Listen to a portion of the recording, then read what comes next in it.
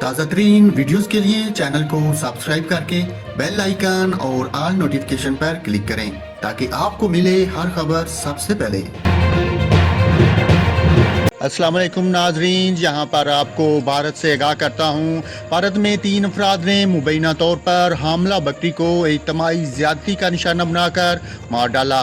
بھارتی media reports کے مطابق یہ دل دہلا دینے والا واقعہ کیرالہ کے ایک ضلع میں پیش آیا۔ اطلاعات کے مطابق بکری 4 ماہ کی حاملہ تھی۔ رپورٹس میں مزید بتایا گیا کہ بکری ایک مقامی ہوٹل والوں کی تھی۔ بھارتی میڈیا کا کہنا ہے کہ ہوٹل کے عملے نے ہوٹل کے پیچھے کچھ خلل محسوس کیا، تاہم جب وہاں پہنچے تو انہوں نے بکری کو بری طرح زخمی پایا، تاہم کچھ دیر بعد اس کی موت ہو گئی۔ رپورٹس کے مطابق ہوٹل میں کام کرنے والا ایک سینتھل نامی شخص مبینہ طور پر بکری کے ساتھ زیادتی میں ملوث پایا گیا، جسے حکام نے پولیس کے حوالے کر کے شکایت درج کروا دی۔ حکام کے مطابق دیگر 2 ملزم فرار ہونے میں کامیاب ہو گئے۔